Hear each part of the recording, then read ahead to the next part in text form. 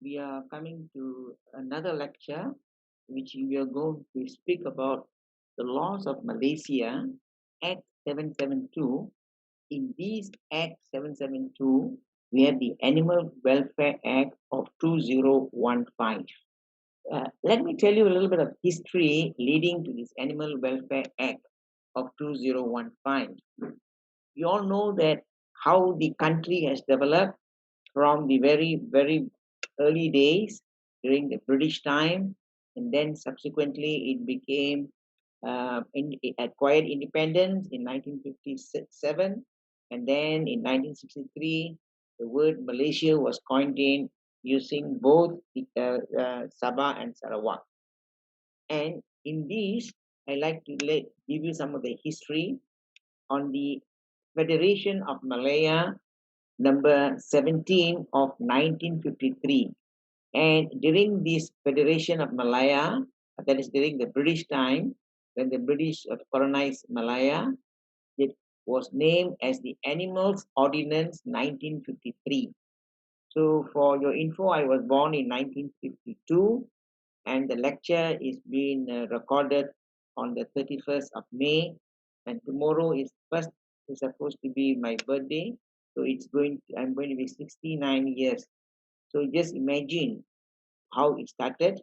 And then in the laws of Malaysia, the Animal Act of 1953 or the Act 64 was revised. And in 2006, it was revised and known as Animals Act 1953. This is a very important key milestone in the development of Animal Welfare Act.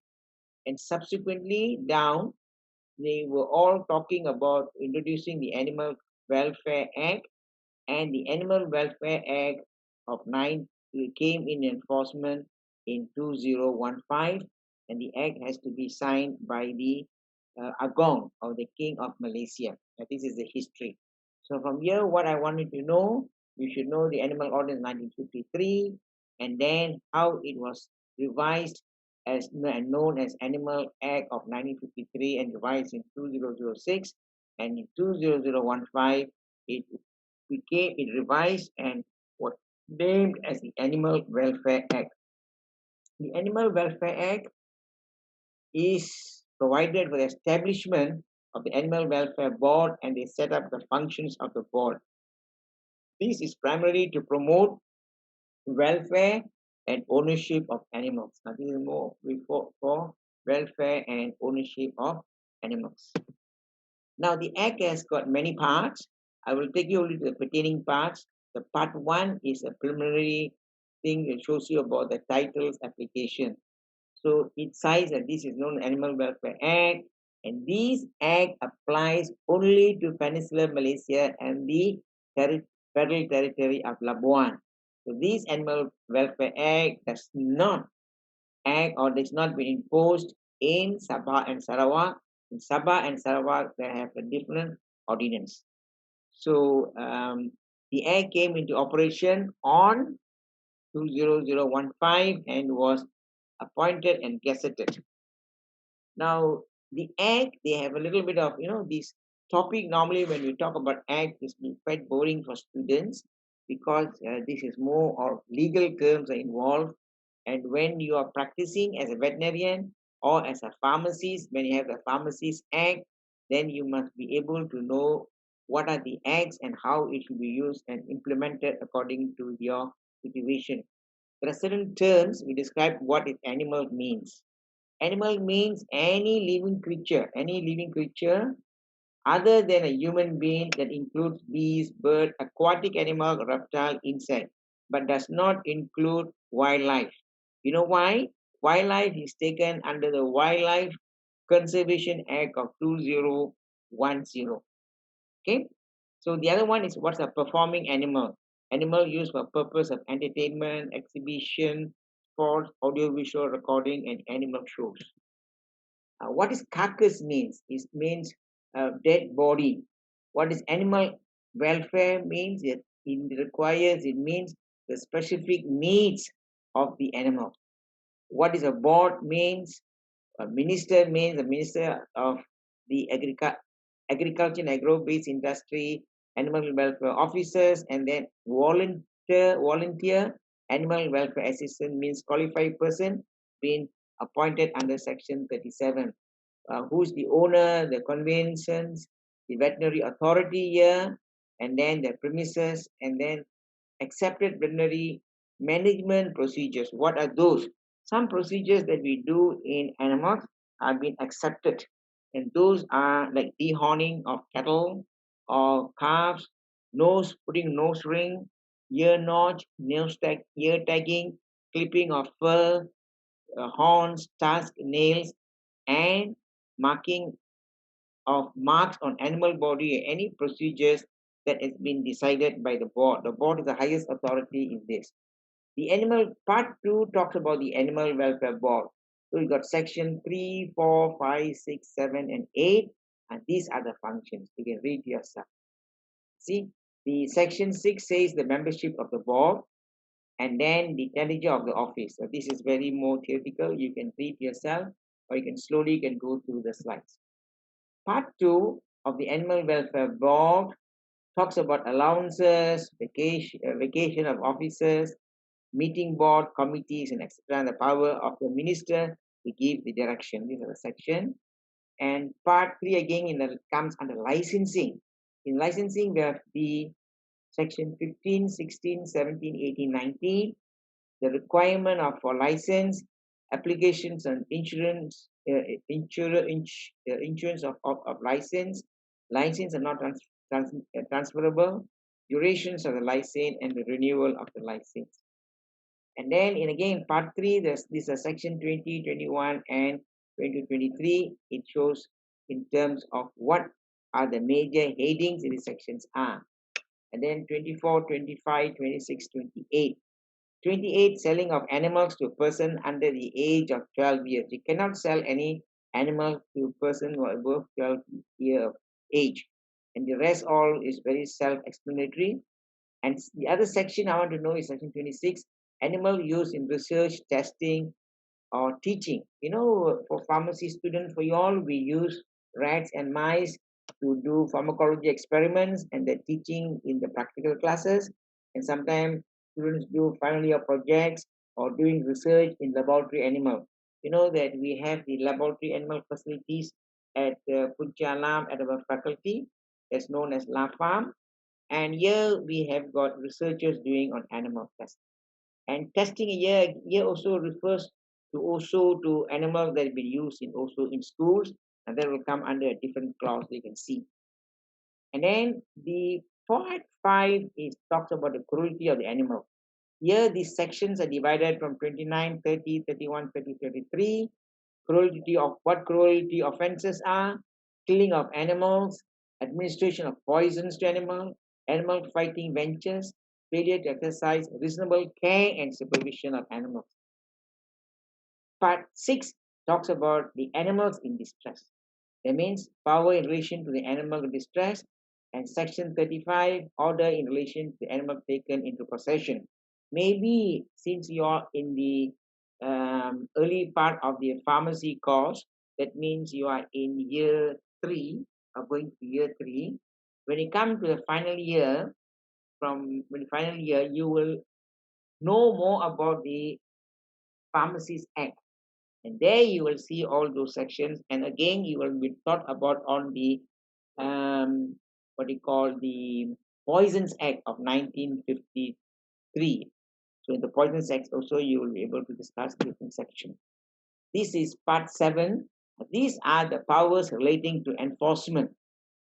It talks about the animal welfare officer, the authority card, the power of investigation, search and seizing without warrant, power to enter premises, and then power to stop and search and seize convenience. And these are the other sections. For example, the order in relation to animals, carcasses, animal welfare officers may seek assistance to examine things related to offense and cause of holding of animal. And then here goes on the section up to 49. And then you have section 8. And this will tell you about the auxiliary power of the court. This is the powers is in the hand of the court. from 50 to 55. And then this is a very general act. These are the offenses, compounding, and then protection suit and legal procedures. This is more towards where the lawyers or the advocate and solicitors come into play. And then the again part 8, it says talks about the institution of institution of persuasion, power to regulate, and so on.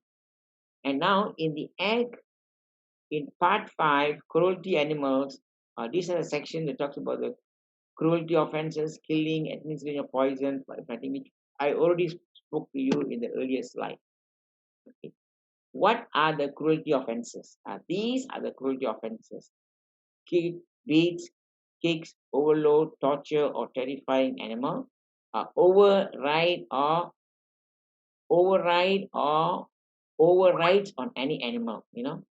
These are the override and overdrive. These are two things. Ride means you go on top of the animal. Overdrive means when the animal drives you in, like bullock cart, horse cart that is seen in many parts of Asia. Okay, and then it goes on the failure of negligence. There's no food and water and shelter, and then unreasonable of omitting any act, causing any pain, and then subjects to animal unnecessary pain and suffering, and employed at work with labor. And then you see the animal that develop lot of diseases or wounds, otherwise are unfit to be employed. And then mutilation of any animal. That means including you cannot do ear cropping, tail docking, deflanking, declawing, branding, piercing, or debarking. You see, for example, there are a lot of people who keeps dogs. They want the ear to be sharp and straight. They do ear cropping. So this is not yet been recommended. The other one is tail docking. Tail docking means, some of the breeds like Doberman and certain dogs, they will want their tails to be trimmed off, cut short. You can't do that. Deflanking is in zoos where they have poisonous or venomous snakes where they remove the flank. Or even in case of monkeys or in case of tigers, they want to keep it as a pet. They remove the flanks or the incisors, or the canines. Normally they do not the incisors, sorry, the canines. And declawing, removing of claws. For example, in cats, it scratches your furnitures, etc., etc. Or in case of lion, tigers, you want to keep them as pet, it doesn't scratch you, you cannot remove the claws. Then branding, piercing, putting something, and debugging in dogs cannot. So then the other part talks about the skin, roes, and kills of any live animal for using for superstitious belief, and extract of any live animal that causes pain and suffering for purpose of getting the oil. For example, in India, they boil the meat, the fat of the peafowl or the peacock and say this is of medicinal value. In Malaysia, they use the kambing gurung where they melt the fat and they use for medicinal purposes. And any electrifying poisons, you poison the river or killing it by catching the animal. Then either you do change or any short heavy change or wobbling the animal, trapping the animal cannot. And then animal confined in cages which have not suitable height and not have any able to movement. That means animals which are kept in very bad small cages. Then for any sales of animals suffering in pain with mutilation, starvation, thirst, overcrowding, no, not food. Suffering in pain for any other reasons like starving, any ill treatment, abandoning of animal, in which they can suffer from trauma, pain, suffering for any reasons, relocation, starvation, etc. And the negligence of any animal that goes unattended to in any place while the animal is infected with any infectious disease. And then there's some negligences, and then the fighting using baits and other acts in terms of uh, the keeping the premises for the purpose of fighting or baiting any animal. Then also in promoting and taking part of shooting of getting animals in competition, organizing participations where you do a lot of training being in sports where you're subject to cruelty. For example, animal shows in zoos are now all been taken off, where the animals are allowed to train to perform the shows where the animals are in stress. And then the other thing is, with all these offense and shall on conviction, conviction means when we charge, you're liable to be a fine less than 20,000 ringgit and not more than that, more than 100,000 ringgit, or imprisonment for a term not more than 3 months, or but not 3 months, sorry, but 3 years, or they give both the offenses. So, notwithstanding this section, the following acts shall not constitute an offence. This is not constitute. That means the board accept veterinary management procedures, baiting of any pest, feeding of animal as food or other animal accordance with their natural eating habits. These are all not being in the cruelty. And killing of animals is another aspect that we should learn for human consumption. The shooting, no person shooting with firearm of any dog or cat and other animal. You see, you cannot simply go and shoot dogs, cats, or any other animal. And then for killing of animal is only for the purpose of human consumption. And if there's any incurable disease as determined by certified veterinary authority or registered veterinary surgeons, that animal can be euthanized. You cannot simply go and kill animal. Then animals with end of the suffering, certified by veterinarian, registered vets may certify it comes to an end point. Then killing is done to prevent the danger of the life or the limb of a human being. That means a tiger have escaped in a zoo, so it's going to be a biggest problem of threat to the humans around, so they can shoot or kill the animal. Okay, or any other killing done for the purpose of animal population control by an authorized authority under written law. That means, for example, they are doing a lot of culling of macaques or monkeys, particularly the macaques. Macaques are the long tail and the stump tail or the pigtail macaques. Then the killing is approved by animal ethics committee at the end of the research of teaching. And see, when we do laboratory animal work or research, the animal has to be sacrificed. For that purpose, the committee approves, yes, can be done. And no other reason unless it's been certified by Veterinary Surgeons Act. So this purpose of this section is the establishing the board of an institution, and where there is very incurable disease, fatal wound or animal with grave prognosis. That means they cannot be treated at all. So these, in case of any offense found in section 1 or 2, and then this is the fine, the same fine which I said earlier, less than 20,000 ringgit and not more than 100,000 ringgit, or imprisonment of both both the 3-year imprisonment of both. This section 5 talks about all the cruelty of the animals. You can read by giving or administering poisons or any substance to the animal, poisoning animal, and then poisonous or injurious drugs or substances that kills the animal. This is the penalty. Okay, and the part 5 cruelty is fighting ventures, that a person that commits animal fight to take place, you receive money for admission to an animal fight, publicizing the purpose for the proposed animal fighting, and this is where they do this cockfighting. In Kelantan, Terengganu, in some of the rural areas, they do a lot of this cockfighting, where they do what you call competition, and is considered as a gambling game. And these are the other parts, which talks about the nature of in which the animal fight is that involved. Okay, and these are again the other reasons where when you're doing any filming, documentation, any news, you should have a veterinarian there. And then any animal fight that takes place out of Malaysia, and then audio visual recording of animal fights, all these are not being allowed. So the purpose of this section is the animal fight, audiovisual, publication, audiovisual recording, and animal fighting ventures. So with all this, any of these person has been found guilty, this is the fine if they impose it. The failure to exercise reasonable care and supervision, this X comes in. Okay, so I think I have come towards the end of this lecture, and this is the last slide. Failure to exercise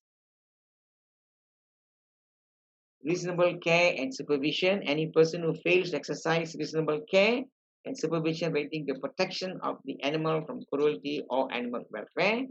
And last, they be liable to imprisonment without giving him any option of a fine. With this, I thank you very much. This is a short lecture. It's only about less than 20 minutes, and I've gone through a bit fast. So slowly you can read the slides, and then there will be a test, and then the test will be given by Dr. John, and you all can answer.